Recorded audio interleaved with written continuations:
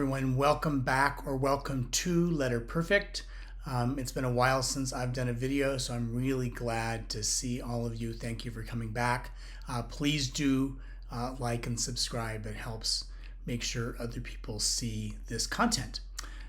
So Letter Perfect is a channel where we cover correspondence, letter writing, postcards, pretty much any kind of letter writing that you can imagine. We also talk about pens, paper, stationery, but the heart of this channel is letter writing. So what are we going to talk about today? Well, today we're going to have a segment on what sort of connections happen in the brain, if you will, when we do letter writing and when we write in general. And then we're going to have our pen parade section and our pause for paper section. In other videos, I've been thinking a lot about this. In other videos, we'll also potentially have stationery segment and mailbox matters. But today we just have the three. So I wanted to check in before we got too deep into this. It is hard to do things like this when it feels like so much change is going on in the world. I have been overwhelmed, I think, some of the time by the amount of change that's going on in the world, and in many ways dismayed. I think no matter what your political stripe, it is hard to argue that things haven't been changing quickly and somewhat unpredictably. And so it's been tough. It's been tough to sort of live your life in public when there's so much to worry about just at home, you know. So I thought, well, you know, why did I want to get back and do this?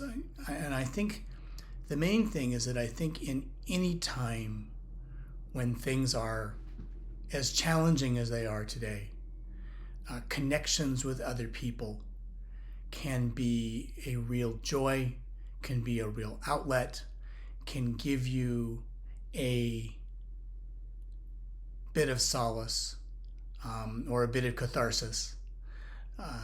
And I think we all need that right now. I think that's more important than ever. And so I wanted to make sure that I was stressing that, because this is sort of a mission-driven website to get people to take the opportunity to try writing letters, to try connecting with more people, to try to build community and express themselves in that way. So anyway, that's why we're here. So let's talk a bit more about the real topic today.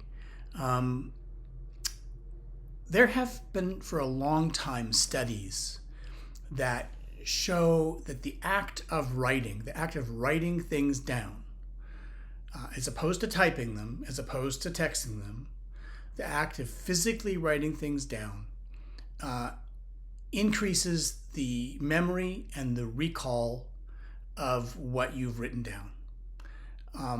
Often this is done in a school situation, sort of like, you know, taking notes, but there's been a lot of study on this, and it's been proven, but they didn't really have sort of the mechanical science of it until more recently. More and more of the data has been coming in.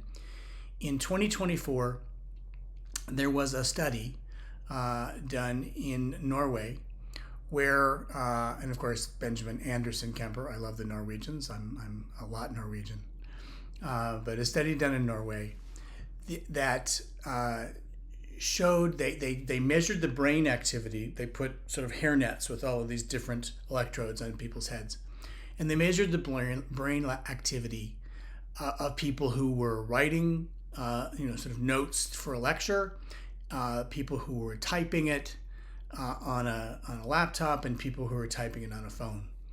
And what they found very clearly was that when you were writing down something, three things were happening. First, you had to think what you were going to write down, as opposed to sort of type, because you can type a lot faster. sort of typing verbatim. You had to prioritize, you had to think about it. Then you had to use your fine motor skills to actually craft each letter, each word, each sentence. Think about that. Physical movement creating actual words, letters, and sentences. And then as you were doing it, you had to read it. So it was happening. So many more parts of the brain are involved in writing things down than they are when you're typing. When you're typing, the motion that you're making doesn't differ at all for each letter or each word. And so there doesn't exercise different parts of the brain. It's not a bad thing to do, but it doesn't give you the same kind of recall, the same kind of experience. And they've really proven that now, which is pretty fascinating. So why is it important for us to write letters in terms of recall? Why is that, as opposed to notes? And I would say this. Let me tell you a story. Back in the mid-'80s, I was going to move away to Berkeley to go to school, and my best friend here in the LA area was going to go to UCLA. And it was tough for us to imagine that we weren't going to be able to spend the time that we had spent together. And she went out and got me practically a ream of different colored stationery, envelopes. And she said, "You're going to write to me." And I said, "Yes, I am." And I did. And I still remember 40 years later, I still remember things that I wrote to her, things that were significant enough. The writing of them created space in my memory to hold on to those. And that's supported by the science I just talked about. But what do we share in letters? We share our triumphs. We share our worries. We share our day-to-day. But we talk about our moments of joy, and we talk about our moments of sadness. If we are writing to a real friend. And when we do that, when we write that down, it sticks in our heads in a way that it wouldn't if we hadn't. Now you could say, why not just journal? Well, journaling is fabulous. I'm not much of a journaler, but I have been a journaler in my life. And journaling is fabulous, and you'll get very much the same effect. But now there's another aspect. Because you're sharing this information. This isn't about what sticks in your head. This is about you being intimate with another person. This is about you sharing your joys, your thoughts, your humor, your wit, your anxieties, your fears with someone who you trust and care about. And so you're giving them a gift. You're not just giving yourself a gift, you're giving them a gift, and you're giving them an opportunity to give that gift back to you. So there's something profound in the action of writing. There's something profound in the action of sharing these things. And you've heard me say this before in this channel, the truth beats you to the page. It beats me to the page. Sometimes when I'm just talking, I can filter out the things that are a little more uncomfortable. I can filter out the things that are harder to face, but somehow in the writing, the truth pops out onto the page, whether I had any intention to have it there or not. And then there it is. And I see it. And I can choose whether or not I'm going to send it, but I see it in a way that I might not have. And those of you who journal probably recognize that experience too.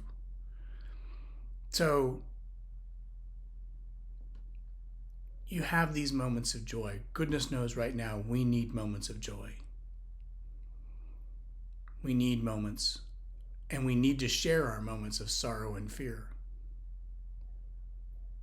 We can do that. We can hold on to these memories. We can hold on to these things well into the future. Like I said, 40 years later,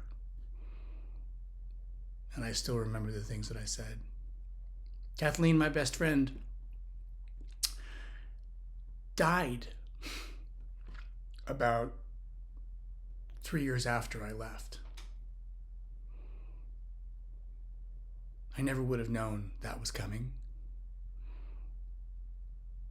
You know, she was in her 20s. And so but I have those memories. I have her letters, I have my letters, I still have them all. And so we never know. So I really recommend that. So science, right? It sticks in our heads in a way when we do the writing that it doesn't if we don't write. So I'll end this segment, the correspondence segment, with that. I'm going to go on. I'm going to talk about two more things. We're going to talk about paper for letters, and we're going to talk about some favorite pens and how I use them for letters. So thank you, and we'll be right back. So I'm going to show you three types of paper today. We're going to look at a Midori letter pad that is just absolutely gorgeous. We're going to look at some Aerofoil paper, which I really love. And we're going to look at a less expensive and very nice Midori pad. So let's start with the Midori pad. I'm going to use a very sheening ink to give you a sense of how different papers perform.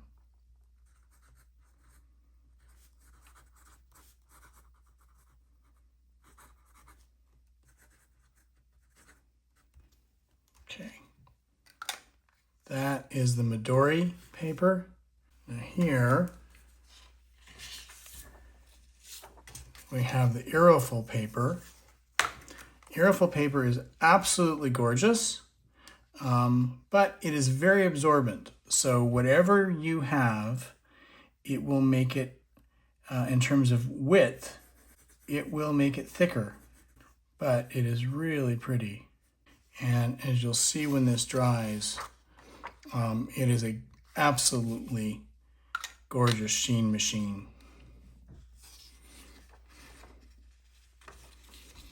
And then lastly, let's take a look at the Midori letter set. Now these, I'll admit to being somewhat, these come with their own background. Of course, that doesn't show. I will admit to being a little cheap on these and not using more than one page.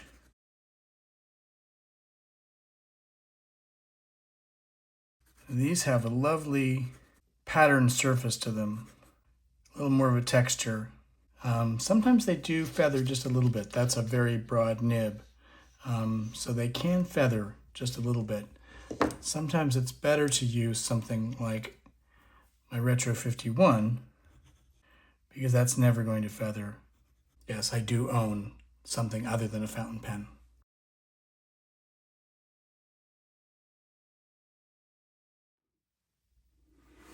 Now let's take a look at the pens in the pen parade. I'm only going to show you 3 pens right now.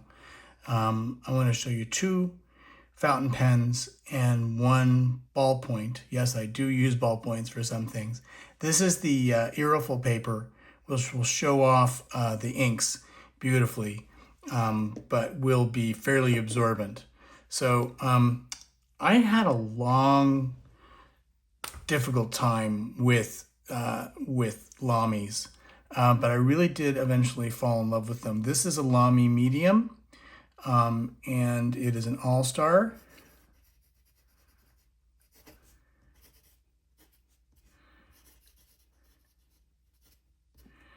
This ink is Troublemaker.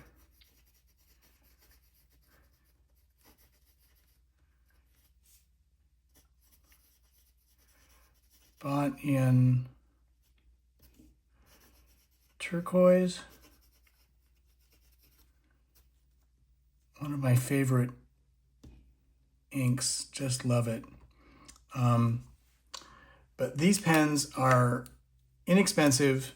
They're very easy to use. And you've got an ink window, even if you've got a cartridge in there. I really do love them.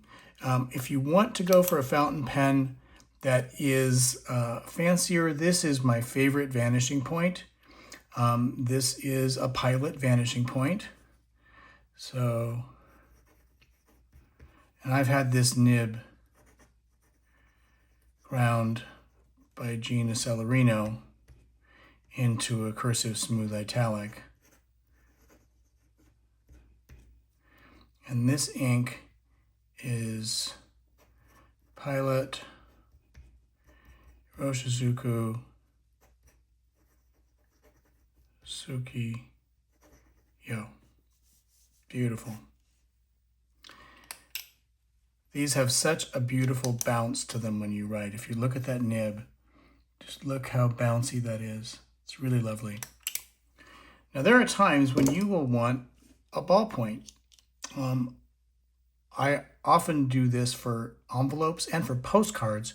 Postcards, I really can't rub wax all over the postcard. And so I do this with postcards. This is a Caran d'Ache.